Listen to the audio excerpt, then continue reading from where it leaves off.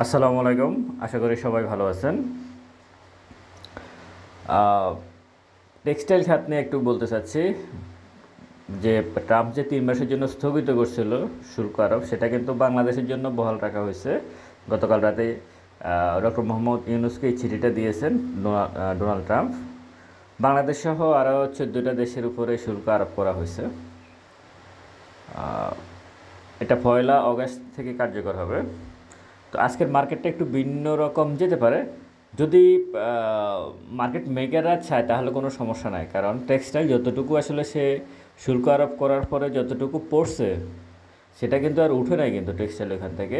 বিশেষ করে ট্রেডিং যে স্টকগুলো আছে সেই স্টকগুলো কিন্তু সে ৫ থেকে ৩ মাস আগে যখন ঘোষণাটা দিয়েছিল তখন টেক্সটাইল খাতের স্টকগুলো যেভাবে প্রাইস কমে গেছে সেই প্রাইস কিন্তু আজকে পর্যন্ত আর ফেরত আসে নাই।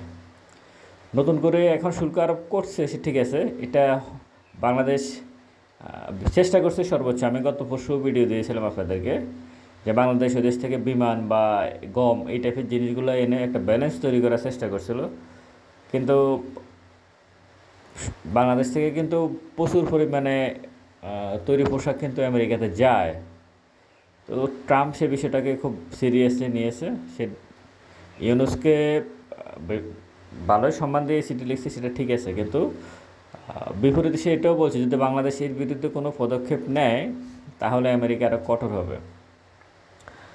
তো বিষয়টা সমাধান করতে পারবে যে বর্তমানে আমাদের যে সরকার আছে তারা হয়তো আরেকটু যদি আলোচনা করে নেয়।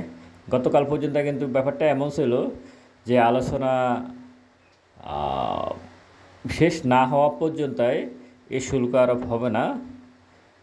হয়তো আলোচনাটা একটা পর্যায়ে গিয়ে সমাধান হয়ে গেছে বিদায় উনি শুল্কটা আরোপ করছে এবং এটা ১লা অগাস্ট থেকে কার্যকর হবে।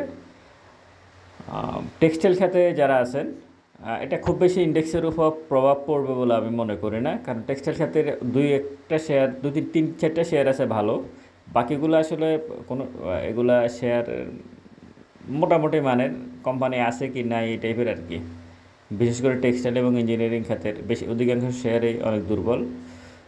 তো যারা টেক্সটাইলের শেয়ার কিনেছেন গত কয়েকদিনে তাদের জন্য বিষয়টা নেগেটিভ হতে পারে বলে আমি মনে করি। আসলে যারা ট্রেড করেন মাঝে মাঝে এরকমের গজব মানে তাদেরকে নিতে হবে। হঠাৎ করে একটা গজব নাজিল হবে আর এগুলো তাদেরকে কিন্তু নিয়েই কিন্তু মার্কেটে টিকে থাকতে হবে। শুধু মার্কেট না, মার্কেটের বাহিরে এরকম ঘটনা ঘটবে।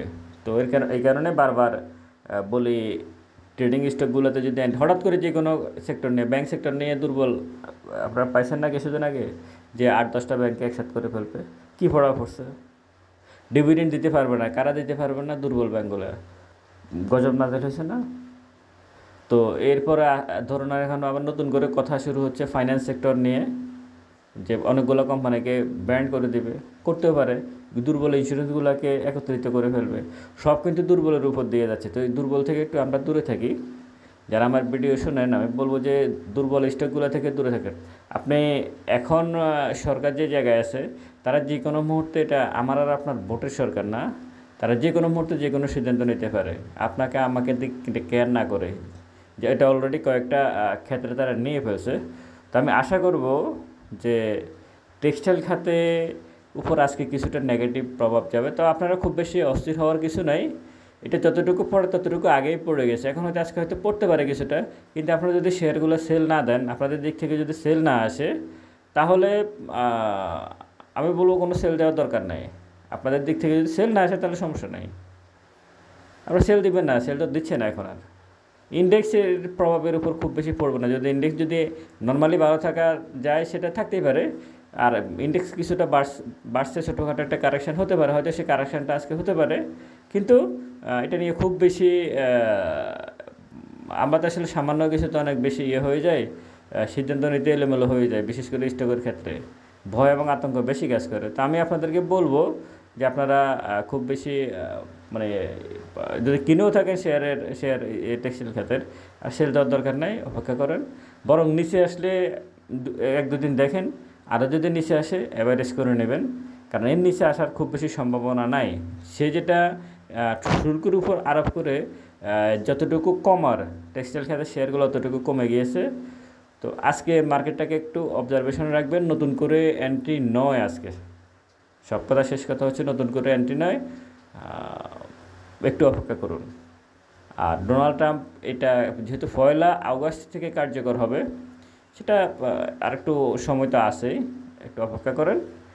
ধৈর্য ধরুন, ভালো থাকবেন সবাই, ভিডিওটা শেয়ার করবেন। আসসালামু আলাইকুম।